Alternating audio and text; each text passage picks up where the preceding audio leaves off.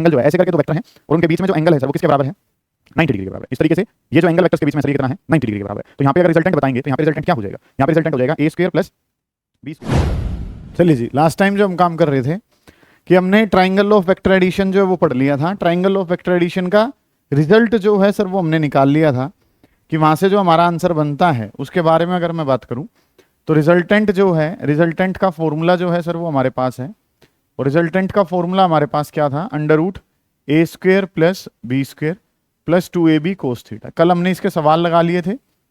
इसके बाद वाली चीज़ें जो है ना सर वो हमने डिस्कस करनी है। ठीक है, ये फॉर्मूला जो है वो हमने डिस्कस करा था कि रिजल्टेंट जो है सर उसका फॉर्मूला है और रिजल्टेंट का जो फॉर्मूला है वो किसके बराबर है, अंडर रूट ए square B square plus 2ab cos theta. ये फॉर्मूला हमने कर लिया था। अब अगली जो चीज़ें हैं वो आपने क्या पढ़नी है, सुने ध्यान से।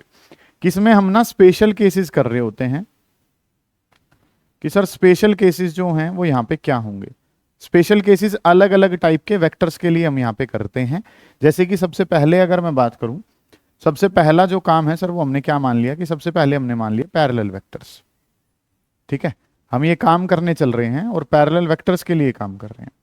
ठीक है, अब पैरेलल वेक्टर्स क्या होते हैं, उनके लिए ये रिजल्ट जो है वो क्या रूप लेगा उसके बारे में काम करना है। ठीक है, कि हमने रिजल्टेंट का फॉर्मूला निकाला था और रिजल्टेंट का फॉर्मूला था अंडर रूट ए square plus B square plus 2ab cos theta. ये फॉर्मूला हमने पढ़ लिया था।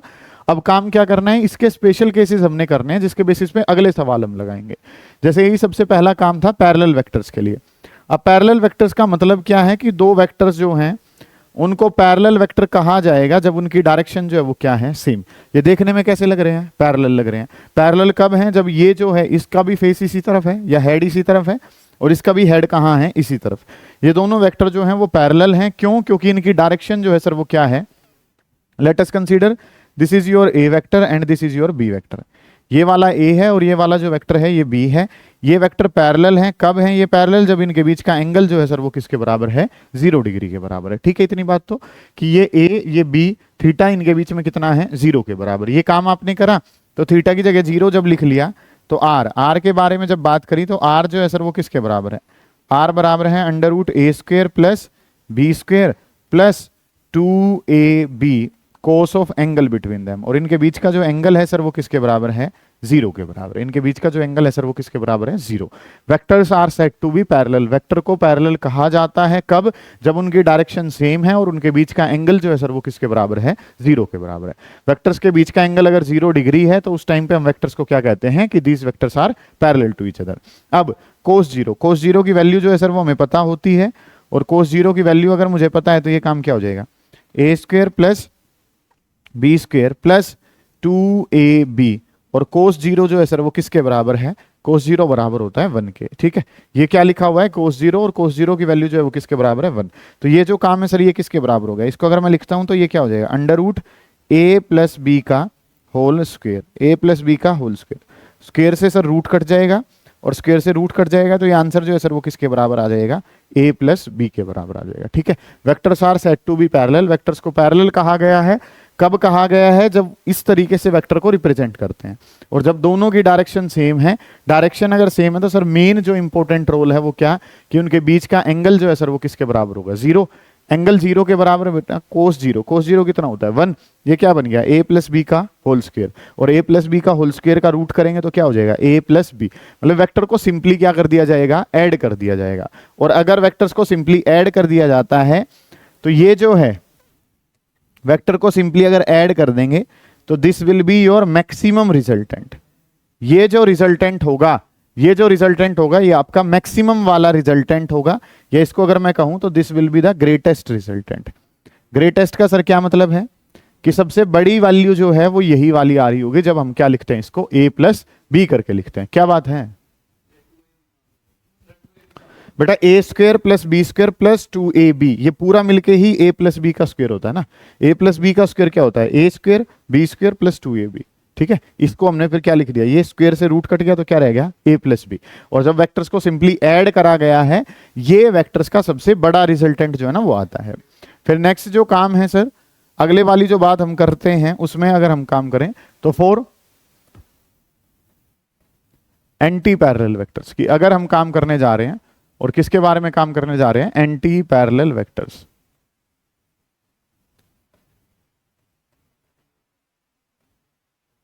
एंटी पैरेलल वेक्टर्स के लिए अगर हम काम करें, सुने ध्यान से, कि अगर आप एंटी पैरेलल वेक्टर्स के लिए काम करने जा रहे हैं, एंटी पैरेलल वेक्टर्स का मतलब क्या है कि वो वेक्टर एक दूसरे के अपोजिट डायरेक्शन में होंगे।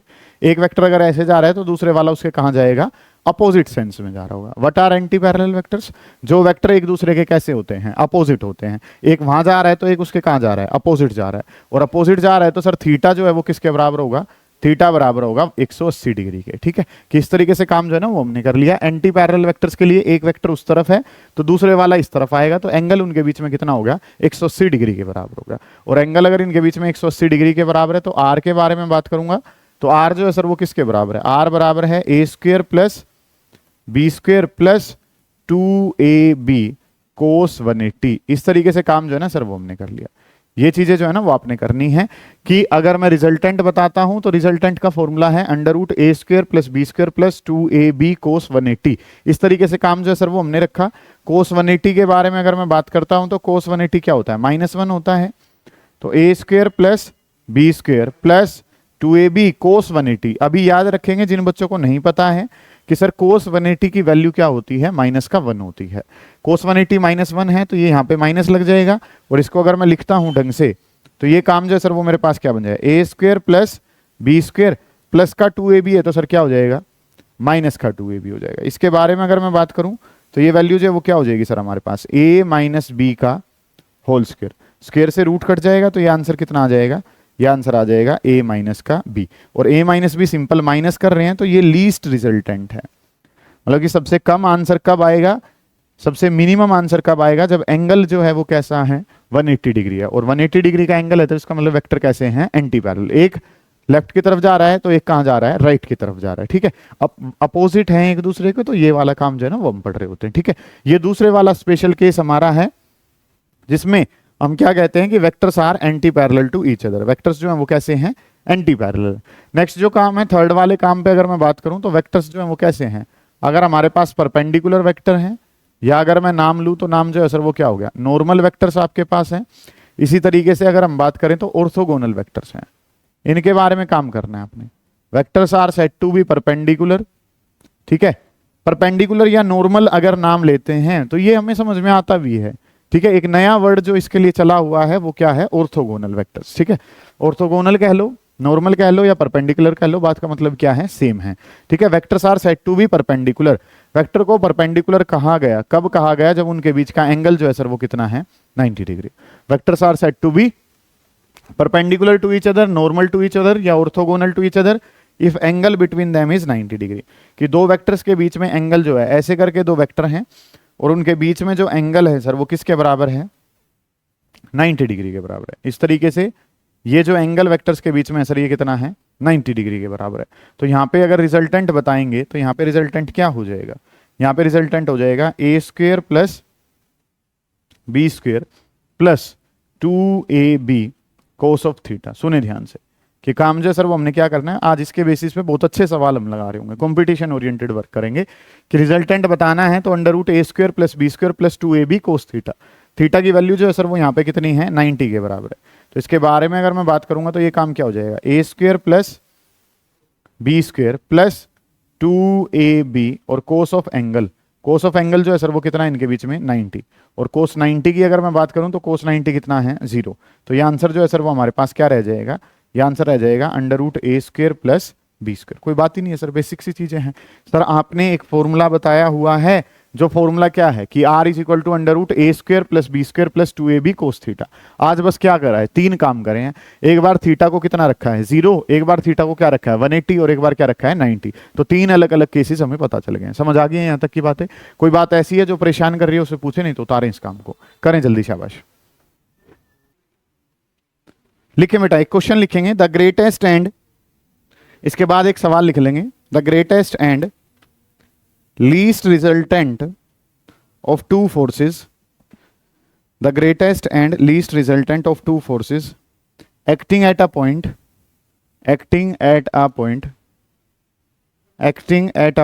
are 29 Newton, 29 Newton and 5 Newton respectively. Greatest वाला जो रिजल्टेंट है सर वो किसके बराबर है, 29 न्यूटन के बराबर है। और जो लीस्ट वाला रिजल्टेंट है वो सर बराबर है 5 न्यूटन के। इस तरीके से काम जो है ना सर वो क्वेश्चन ने क्या रखा है कि यू आर गिवन विद, आपको जो सवाल ने दे रखा है वो क्या दे रखा है कि ग्रेटेस्ट जो रिजल्टेंट है वो कितना है 29 न्यूटन, लीस्ट जो रिजल्टेंट है सर वो किसके बराबर है 5 न्यूटन के बराबर है। ठीक है, इस तरीके से क्या रखा है, इफ ईच फोर्स ग्रेटेस्ट वाला जो है वो कितना दे रखा है 29 और लीस्ट वाला कितना है 5। इफ ईच फोर्स, लिख लो आगे, if each force is increased by 3 Newton, if each force is increased by 3 Newton, find the resultant of two new forces, find the resultant of two new forces when they are acting perpendicular to each other, when they are acting perpendicular to each other। ये सवाल जो है ना वो अब हमने करना है। ठीक है, कि क्वेश्चन ने क्या दे रखा है कि मैक्सिमम वाला जो रिजल्टेंट है आर मैक्स जो है, मैक्सिमम वाला रिजल्टेंट जो है सर वो बराबर है 29 न्यूटन के, मिनिमम वाला जो रिजल्टेंट है सर, लीस्ट वाला जो रिजल्टेंट है वो कितना दे रखा है 5 न्यूटन के बराबर दे रखा है। इस तरीके से क्वेश्चन ने जो डाटा हमें कहा है कि मैक्सिमम वाला कितना है, मैक्सिमम वाला कितना है 29 और मिनिमम वाला कितना है 5। अभी मैक्सिमम और मिनिमम की बात करके आए हो कि मैक्सिमम वाला जो रिजल्टेंट है, दो वेक्टर अगर ए और बी हैं तो मैक्सिमम वाला रिजल्टेंट जो है वो किसके बराबर होता है ए प्लस बी, और मिनिमम वाला जो रिजल्टेंट है सर वो किसके बराबर होता है ए माइनस बी के बराबर। पता है आपको ये बातें, तो कोई बात ही नहीं है बेटा। ठीक है, इनको अब सोल्व कर लेते हैं पहले कि यहाँ पे अब अगर मैं बात करता हूँ तो चीजें क्या पता है कि ए प्लस बी, मैक्सिमम वाला रिजल्ट अभी जाना था और मैक्सिमम वाला कितना है सर 29 है, मिनिमम वाला जो रिजल्ट है सर वो ए माइनस बी जो कि किसके बराबर है 5 के बराबर है। तो बी से बी कैंसिल हो जाएगा, ए प्लस ए कितना हो गया 2a, और ये जो है सर ये वैल्यू किसके बराबर है 34 के। ए से ये वैल्यू जो है सर वो कितने पे चली जाएगी 17 पे, तो ए की जो वैल्यू है, ए की वैल्यू कितनी आ गई sir 17 Newton.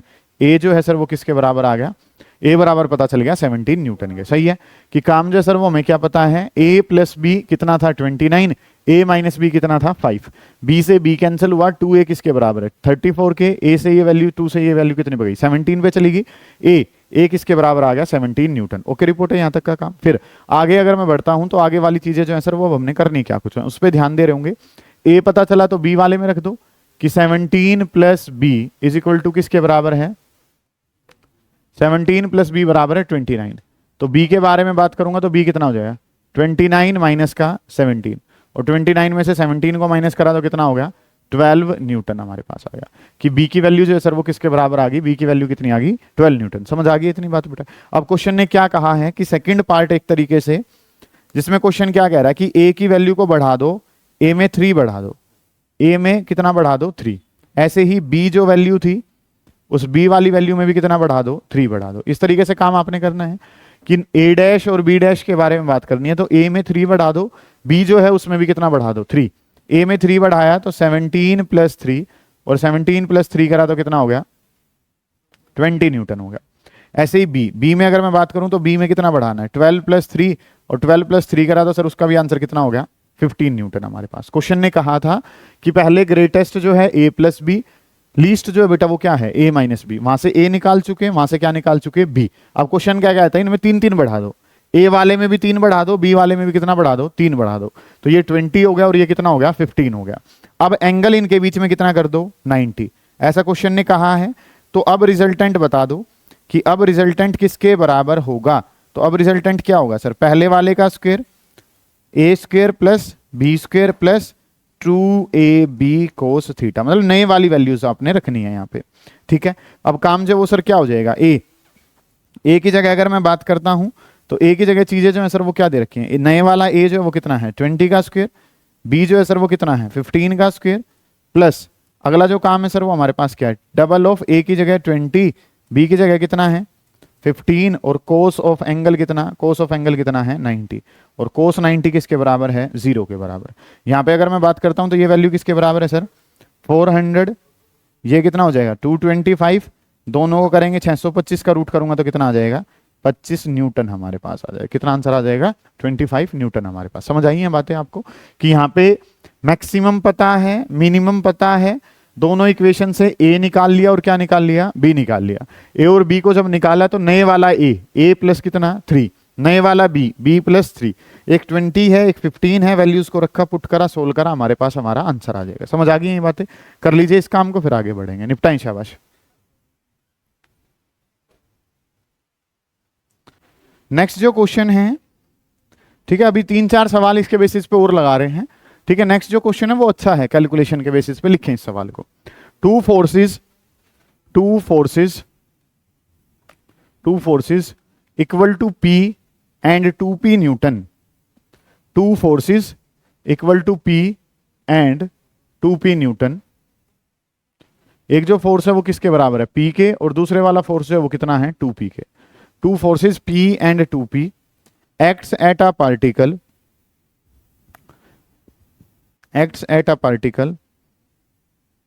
P and 2P Newton acts on a particle. If the first is doubled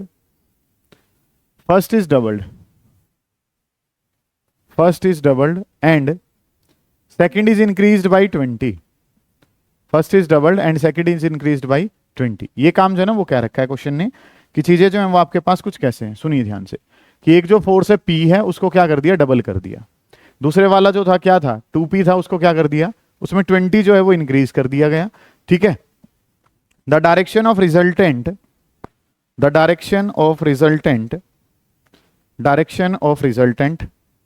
remains unaltered. ठीक है, रिजल्टेंट की जो डायरेक्शन है वो क्या रहती है? सेम रहती है। अब सबसे पहली जो बात है वो direction of resultant remains unaltered, find value of P। आपने किसकी वैल्यू बतानी है? P की वैल्यू बतानी। अच्छा सवाल है बेटा, ध्यान से समझेंगे कि काम जो है सर वो आपने करना क्या कुछ है, कि आप क्या जानते हैं, ये A हमारे पास होता है, ये B मेरे पास होता है, और ये जो है ये क्या होता है? रिजल्टेंट। इस तरीके से काम हम कर रहे होते हैं कि चीजें जो है सर वो हमें क्या पता है कि ये जो नाम है ये क्या है? A, ये वाला जो नाम है ये क्या है? B, और ये रिजल्टेंट है ये क्या नाम है? R, और ये रिजल्टेंट का एंगल जो है वो क्या कहलाता है? अल्फा कहलाता है। बताई थी ये बात तो, कि ये A है, ये B है, और ये क्या है? R। दोनों वेक्टर्स के बीच में एंगल जो है ना बेटा, ये वाला जो एंगल है, ये दोनों वेक्टर के बीच में जो एंगल है ये क्या कहलाता है? थीटा कहलाता है। ये वाला नाम A, ये वाला नाम B, ये वाला नाम R, ये एंगल क्या है? अल्फा, और ये वाला एंगल जो है वो किसके बराबर है? थीटा के बराबर। इस तरीके से चीजें जो है ना वो हमें कही गई हैं, ठीक है। क्वेश्चन ने क्या कह रखा है कि एंगल जो अल्फा एंगल है वो क्या रहा है, अगर आप फोर्सेस को बढ़ा भी देते हो तो भी एंगल पे कोई प्रभाव नहीं पड़ता है।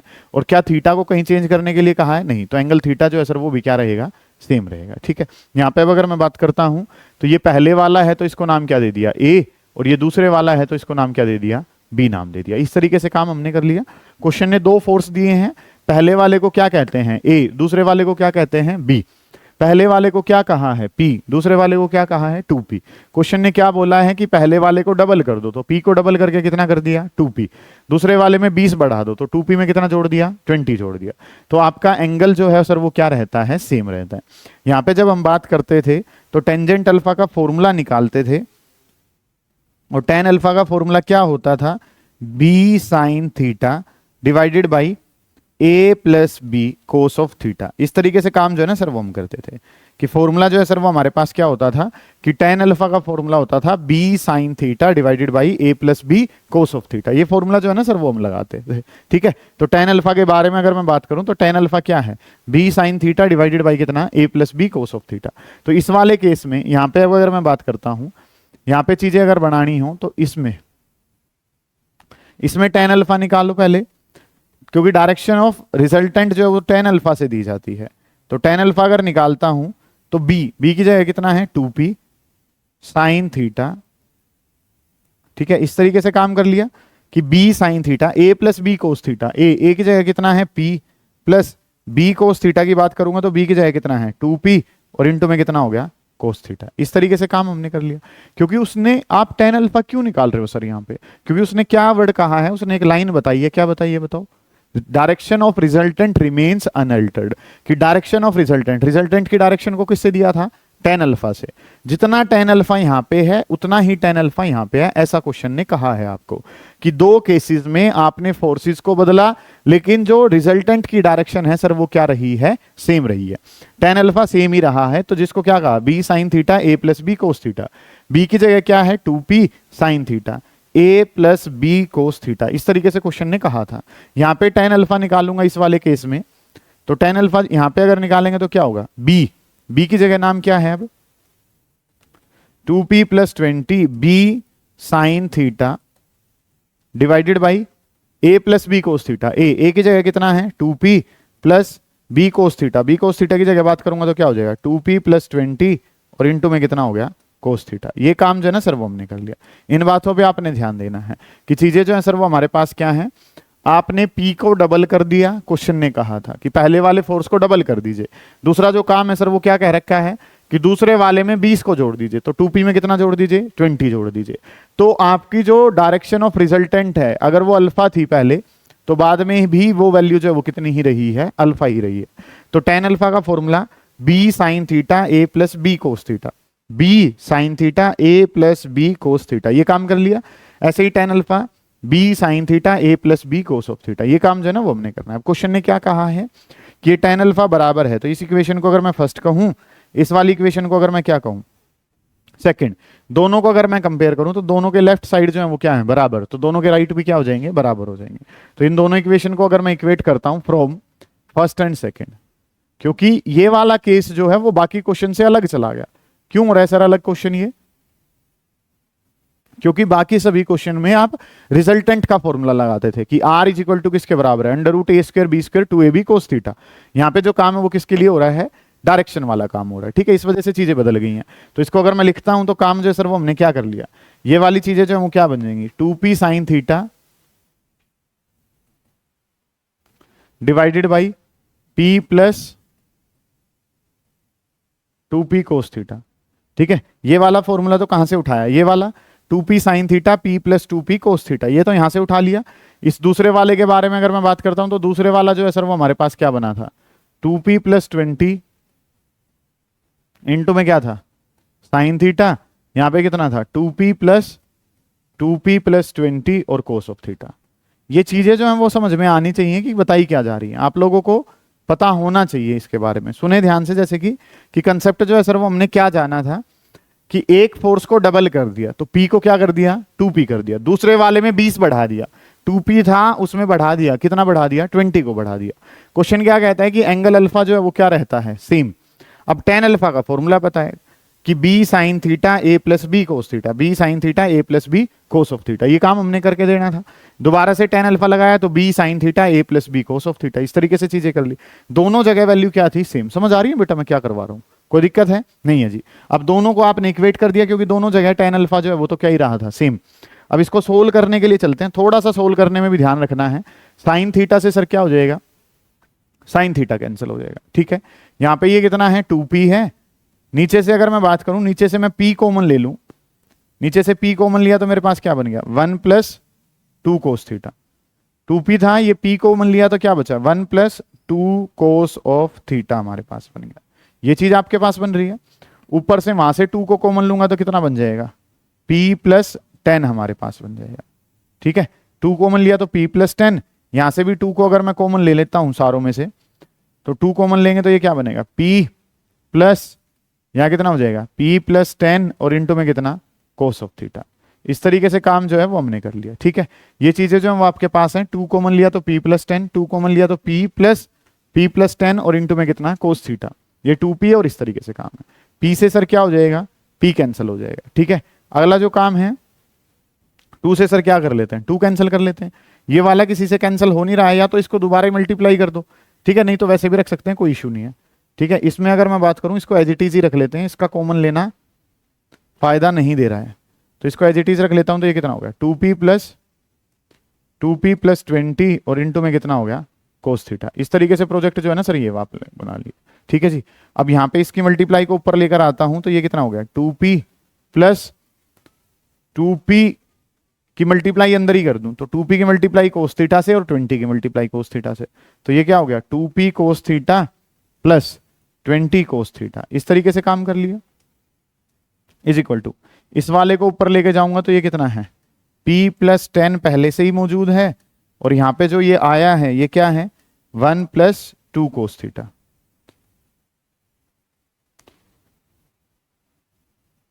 वन प्लस 2 कोस थीटा, इस तरीके से काम कर, ये जो है ये कितना है 2p plus 2p cos theta plus 20 cos theta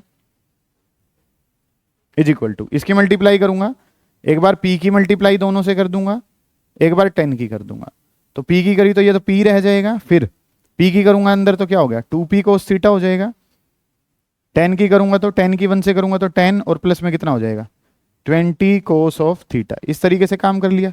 अब 20 कोस थीटा से 20 कोस थीटा कैंसिल हो जाएगा, 2p कोस थीटा से 2p कोस थीटा कैंसिल हो गया, 2p है ये p है, इस p को यहां ले आऊंगा तो 2p minus p is equal to किसके बराबर है 10, तो 2p में से p गया तो p इज इक्वल टू किसके बराबर आ गया 10 के बराबर आ गया। ये काम जो है ना सर वो हमने करना है। दोबारा देखोगे ध्यान से समझोगे कि कंसेप्ट जो है वो आपने करना क्या कुछ है, गौर कर रहे होंगे। p को बढ़ा के क्या कर दिया 2p, और 2p वाला जो था उसमें कितना बढ़ा दिया 20 बढ़ा दिया, ऐसा क्वेश्चन ने कहा था आपको, ठीक है।